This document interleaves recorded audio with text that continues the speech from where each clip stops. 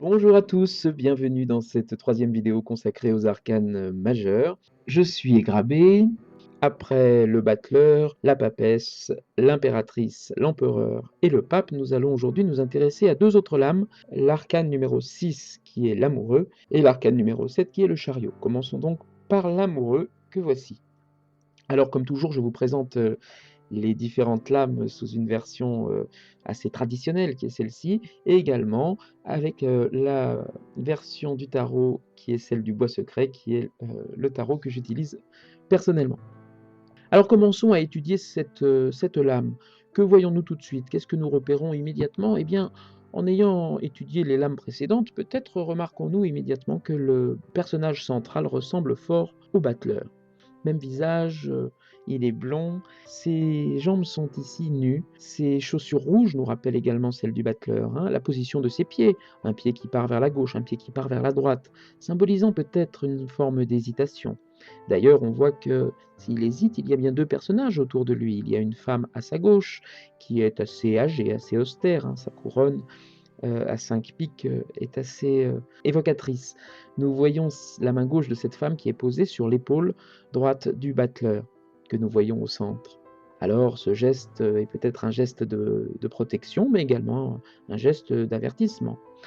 D'ailleurs, sur la droite, nous voyons un autre personnage, plus jeune, plus frais, des fleurs dans les cheveux, symbolisant sans doute une forme d'érotisme. La main gauche de cette jeune femme est posée sur le cœur du battleur, que nous voyons au centre, et sa main droite sur une partie plus sexuelle de son anatomie. Nous voyons un quatrième personnage dans cette lame, une sorte d'ange, un petit Cupidon qui est tout en haut, hein, un petit Cupidon tout blond qui est en train de tendre son arc et qui s'apprête à tirer. Alors, ce petit Cupidon, on voit qu'il est lui-même de couleur chair, donc symbolisant la matière vivante. Il est de la même couleur que les trois personnages au-dessous. Donc certainement que cette flèche concerne des choses assez matérielles et pas si spirituelles que ça. En tout cas, ce que l'on remarque, c'est que cette lame est la sixième des arcanes majeurs. Alors le numéro 6, dans une tradition assez biblique, représente souvent l'imperfection, le péché, le mal, hein, ça c'est selon la Bible, mais aussi un nombre qui correspond à un nombre de l'épreuve du travail. C'est un chiffre qui a une queue, hein, c'est pour ça qu'on peut l'appeler dans certaines traditions le chiffre de l'homme animal. On attribue aussi parfois ce chiffre 6 à Vénus, c'est-à-dire à la fécondité, parce que le 6 est le produit du premier nombre pair, 2, par le premier nombre impair, 3, le premier nombre féminin par le premier nombre masculin. Donc c'est souvent un chiffre qui va également vers l'amour, vers la beauté. Lorsque l'on regarde le 6, c'est presque une spirale qui s'apprête à partir vers l'infini. C'est un signe de médiation entre le principe et sa manifestation. Il précède le 7, il suit le 5. Il faut, pour bien comprendre les arcanes, s'intéresser à la numérologie, qui est souvent très importante dans le tarot. C'est un nombre qui souvent aussi fait penser à l'indécision, au choix. Et le choix, eh bien, c'est bien le thème de cet arcane. Le choix, l'hésitation, parfois l'immobilisme. On voit en fait qu'il est tiraillé, ce petit battleur central, entre le vice et la vertu. On voit que le petit Cupidon en haut s'apprête à tirer sa flèche plutôt vers la droite, plutôt vers la jeune fille. On voit que le regard du battleur est porté sur la vieille femme, mais on voit que sa main et son corps est plutôt, lui, dirigé vers la jeune femme. Donc il est évident que ce personnage est en train d'hésiter, il est en train de réfléchir. C'est la lame qui suit la cinquième lame, celle du pape. Eh bien voilà, on peut devenir pape, on peut avoir franchi toutes les étapes, on peut enseigner, on peut être symbole de sérénité, de culture, de savoir, de transmission, et quand même passer à l'arcane 6 et être aussi confronté à ses pulsions, à ses envies, à ses désirs, à ses démons intérieurs. L'amoureux, il doit être vu comme une épreuve subie, comme de se retrouver aux prises avec sa propre conscience. C'est un arcane qui peut parfois, dans certains tirages, faire immédiatement penser à un avertissement. Le consultant, à force d'hésitation stérile, s'enfonce dans une voie sans issue. Il s'apprête à faire le mauvais choix. c'est aussi parfois la carte du mauvais choix. Il y a un risque de déception, il y a un risque de promesse non tenue. C'est un avertissement, c'est une alarme. Le consultant est averti qu'il est peut-être en train de faire un mauvais choix s'il cède à la tentation facile. C'est donc aussi souvent un arcane qui peut faire penser aux calomnies. On voit ces personnages qui discutent entre eux, qui peuvent médire l'un sur l'autre, qui peuvent diviser.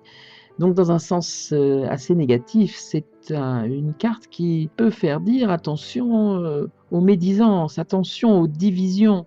Ça peut symboliser un personnage qui aime bien diviser pour mieux régner, qui aime bien éclater les groupes, parler les uns sur les autres. Donc voilà, l'arcane de l'amoureuse, c'est un arcane assez complexe, parce qu'effectivement, lorsqu'il sort, on pense tout de suite qu'il y a un choix à faire. Mais la réponse quant à ce choix est toujours un petit peu ambiguë, un petit peu masquée. Alors, c'est une lame qui va effectivement souvent quand même parler d'amour, parler de sentiments. C'est une lame qui souvent quand même sort sur un plan affectif, qui parle des relations amoureuses, mais pas toujours. Sur un plan financier, selon les cartes qui l'entourent, selon un sens négatif ou positif, parle de choix en tout cas. Mais elle peut parler de voilà un bon investissement qui va être payant, vous faites le bon choix, ou alors vous faites le mauvais choix et l'investissement, oulala, faites attention, il y a peut-être autre chose à faire que ça en ce moment. Donc c'est une lame voilà, dont l'interprétation doit jaillir par l'intuition d'abord, et également par les cartes qui l'entourent. C'est une carte qui parle parfois des chemins de traverse qu'il faut emprunter pour sortir d'une ornière. Quelque part, c'est une carte qui invite à écouter votre petite voix intérieure qui vous donne la solution. Vous sentez bien que c'est par là qu'il faut aller, et pourtant vous avez envie de foncer directement dans ce côté-là qui vous tend les bras.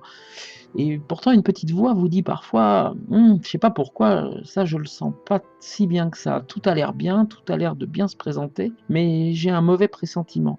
Cette carte vous invite souvent à écouter ce mauvais pressentiment. Je vous présente en passant l'arcane 6 du tarot du Beau Secret parce qu'elle est intéressante. Cette arcane est très différente de l'arcane classique. On voit ici qu'il n'y a que 2 personnages. La notion de choix, la notion d'hésitation a l'air plus ténue. Il est difficile de l'avoir, c'est pour ça que je conseille toujours aux débutants de commencer par un tarot classique, afin d'en mémoriser les couleurs, les symboles. Alors dans le tarot du Bois Secret, moi je les vois quand même ces symboles. Et comment je m'en souviens, comment ils se rappellent à moi? Eh bien, regardez les personnages, surtout celui en rouge. On a l'impression en fait que ses ailes sont factices, puisque elle les porte en bandoulière, si vous regardez bien sur le devant. On a l'impression qu'elle les a achetées, puis elle se les est installées comme un sac à dos, et qu'elle apprend à voler, que le deuxième personnage est en train de lui enseigner. Alors le deuxième personnage, il a l'air plus réel, mais quand même, on se demande s'il n'a pas une combinaison. On se demande si ces personnages font bien partie du Bois Secret, ou s'ils ne sont pas en train d'essayer d'y entrer, s'ils sont en train d'hésiter, est-ce que j'ai envie d'y aller, est-ce que j'ai pas envie d'y aller. Donc cette espèce de supercherie que l'on devine avec ces bandoulières, et cette façon d'hésiter à ne pas savoir trop voler, eh bien me fait penser effectivement à tout ce que j'ai vu juste avant dans le tarot classique. À savoir, voilà, j'essaye, je fais un choix, est-ce que je fais le bon choix? Voilà, moi l'hésitation, je la vois tout à fait dans cette carte-là, de cette manière-là. En tout cas, lorsqu'elle représente le consultant, eh bien souvent, cet arcane montre que le consultant est quelqu'un de sentimental. Mais de sentimental, ça ne veut pas dire forcément fleur bleue. C'est quelqu'un qui, voilà, qui a du mal à gérer ses sentiments. Donc c'est souvent quelqu'un qui fait souffrir autant qu'il souffre lui-même. C'est souvent un bourreau des cœurs. C'est un amour souvent sincère, mais voilà, la difficulté à être fidèle est souvent présente et souvent démontrée par cette lame de l'amoureux. Voilà pour l'amoureux, il y aurait certainement beaucoup, beaucoup de choses, de plus à dire, mais je pense avoir fait un peu le tour du sens, communément admis et du sens qui est le mien. Voilà, évidemment, vous verrez très vite que dans les tarots, chacun a son interprétation sur des détails, voit ses lames un peu plus positives, un peu plus négatives, chacun a des avis différents et c'est très bien comme ça. Il n'y a pas de dogme, il n'y a pas de règle. Dans le tarot, les dogmes, c'est fait pour les religions. C'est certainement pas fait pour la divination, les tarots ou la psychologie. Passons maintenant à l'arcane suivant, l'arcane numéro 7, qui est l'arcane du chariot. Alors le chariot, le voici. Et le voici sur le tarot du bois secret. Alors comme toujours, on observe au premier abord cette carte qui est celle du chariot, et on remarque immédiatement un personnage triomphant. Il est tiré par des chevaux dans un char éclatant, il a des couleurs vives, il a une couronne sur la tête, il a une sorte de sceptre à la main, il a la main sur la hanche, il est sûr de lui. Les choses avancent, on voit que le personnage de l'amoureux qui était la lame précédente, aujourd'hui, ses hésitations, ses choix, ses doutes, c'est derrière lui. Maintenant, il est sur le chemin et il avance. Le chariot va donc parler très souvent lors des tirages de déplacements, de voyages, de routes à faire. Donc c'est évidemment une lame qui vous invite à prendre un départ, à dompter vos impulsions, vos craintes, et puis qui vous invite à marcher donc dans la direction que vous avez choisie avec discernement, avec enthousiasme et optimisme. On voit que le toit du chariot, qui est composé par un voile, forme une sorte d'arc de triomphe. C'est vraiment l'arcane du triomphe, de la réussite, du succès. Voilà le courage, la persévérance, les efforts ont payé. On va vers la réussite. On n'hésite plus, on avance. La chance est avec nous dans cette arcane. Ça, c'est la première lecture. C'est celle que l'on peut voir tout de suite lorsque l'on regarde ce personnage et ses chevaux et cette carte du tarot, cette 7e lame. Alors, on remarque effectivement que c'est le chiffre 7. Alors le chiffre 7, évidemment, c'est un chiffre magique dans beaucoup de traditions, dans beaucoup de civilisations, dans beaucoup de cultures depuis très très longtemps. Le chiffre 7, c'est le nombre de l'homme parfait, complet, parfaitement réalisé. C'est un chiffre magique, il symbolise, si vous voulez, si vous placez une croix dans l'espace mentalement, dessinez-vous une croix, vous avez le haut, vous avez le bas, vous avez la droite, vous avez la gauche, mais vous avez la projection vers l'avant, vous avez la projection vers l'arrière, et vous avez le point central de la croix. C'est le chiffre 7.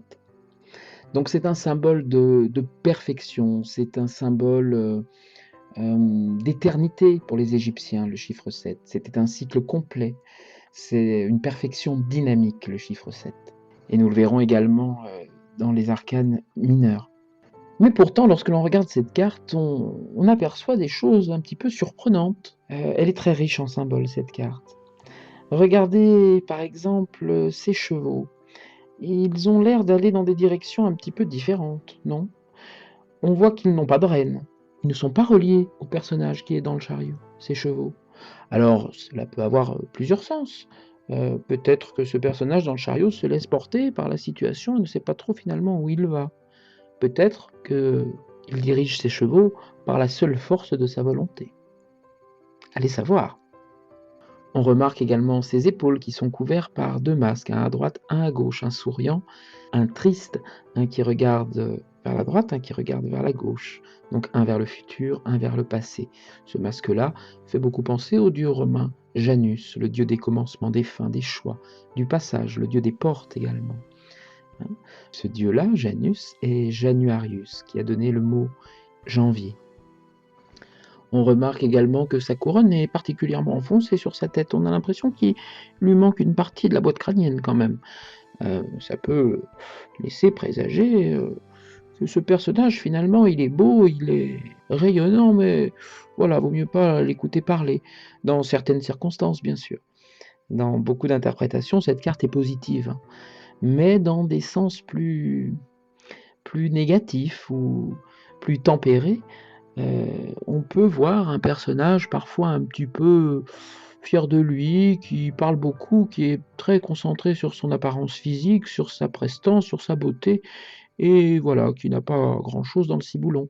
On voit les roues du chariot, bizarrement, elles ont l'air, pas particulièrement bien placées pour pouvoir avancer. Donc voilà, c'est tout la lame du chariot, ça. C'est une lame qui tout de suite comme ça parle de triomphe, de réussite, d'avancée, de parade Et puis quand on regarde bien dans le détail, on aperçoit quand même que, voilà, le cycle est certainement terminé, on avance quand même sur un chemin, il y a quelque chose de positif qui se passe tout à fait dans cette lame, mais on peut tempérer beaucoup par beaucoup de petits éléments que je viens de citer. Voilà, c'est quand même une lame qui parle souvent des apparences, qui parle de la représentation. On voit d'ailleurs que ce personnage, dans le monde moderne, on peut voir qu'il est sur un écran, heu, un petit peu comme, les présentateurs de télé ou les gens de cinéma ou les gens de théâtre avec ce rideau au-dessus. Donc c'est aussi une lame qui parle, souvent des artistes, en tout cas de la volonté que certains ont de se produire, de se mettre en avant, de monter des spectacles, de voilà, de jouer sur les faux semblants dans un sens positif et dans un sens négatif. C'est une lame qui dit souvent beaucoup de choses dans un tirage, qui tout de suite, tape à l'œil comme ça et indique quelque chose à celui qui interprète les cartes sur le consultant ou sur la question, sur la situation qui est vécue. Voilà, on voit également plein de petits détails, plein de petits symboles dans cette lame. On remarque, son majestueux bâton, qu'il a dans sa main droite, la main vraiment de l'action, le bâton, symbole de l'action, hein, qui fait écho aux arcanes mineures et décoré, il est en parade ce bâton, hein, le bâton symbole d'émotionnel, d'action. On voit que sur le plan terrestre, avec le denier, on voit qu'il arbore tous ces petits deniers sur son habit, ces petits deniers d'or, hein, qui sont bien mis en valeur par sa main gauche. On montre ce que l'on a, ce que l'on possède. On remarque un petit denier rouge, d'ailleurs, au sol, entre les pattes du cheval de gauche. Ce petit denier qui est dans l'action, qui est en train de fructifier, ou qui peut inviter dans certaines circonstances à: «Attention, ils sont en train de brûler vos deniers». Donc ce personnage, voilà, dans l'action, dans le concret, on voit qu'il y a peu de place pour, pas d'épée, pas de symbole d'épée dans cette lame, on fait peu appel à l'intelligence et on fait également, quasiment pas appel à l'affectif, hein. On ne voit pas d'eau, il y a très peu de bleu, très peu appel à l'intuition. On voit que c'est une lame vraiment tournée vers, l'action et vers le concret. Voilà pour le chariot, j'espère que vous avez passé un bon moment.